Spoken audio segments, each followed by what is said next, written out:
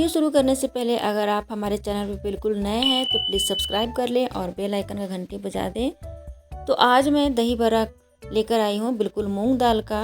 तो आप देख सकते हैं कितना स्पंजी सा हुआ है। इसके लिए मैंने 2 कप मूंग लिया है, अच्छी तरह से इसे फूलने को डाल दिया था और ये अच्छी तरह से फूल चुका है। इसका अच्छी तरह से पेस्ट बना लेंगे। यहाँ पर आधे चम्मच से भी कम बेकिंग सोडा डाला है। मूंग दाल मैंने लगभग 400 ग्राम लिया है, तो उस अनुसार आधे चम्मच से भी कम मैंने बेकिंग सोडा डाला है। और अब यहाँ पे सूजी डाला है 4 चम्मच छोटे चम्मच से, ताकि मूंग दाल का एक्सेस पानी जो है वो एब्जॉर्ब कर ले और हमारा अच्छी तरह से बन पाए। आधे घंटे के लिए रेस्ट करने के लिए छोड़ेंगे। अलग बर्तन में मैंने यहाँ पे दही लिया है। दही को बिल्कुल पतला कर लेंगे पानी डालकर, ताकि बड़ा जो हमारा फूल पाए। और इसमें डाल दिया है स्वाद अनुसार नमक। इसे अच्छी तरह से फेंट लेंगे।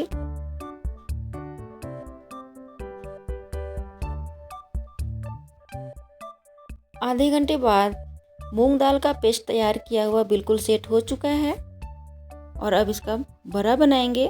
तो तेल को इसके लिए पहले गरम कर लिया है। मैं यहाँ पे रिफाइंड ऑयल का प्रयोग कर रही हूँ, आप चाहें तो सरसों तेल का भी प्रयोग कर सकते हैं। और यहाँ पर बिल्कुल ही आसान तरीके से हाथ की सहायता से पेस्ट को लेते हुए धीरे से छोड़ते जाएं, आपका बड़ा बनकर रेडी हो जाएगा। इसमें कोई मेहनत नहीं होता है। और इसे अच्छी तरह से मीडियम टू हाई फ्लेम पे तल लें। बड़ा हमारा तल चुका है और अब तैयार किया हुआ पतला दही में इसे डाल देंगे।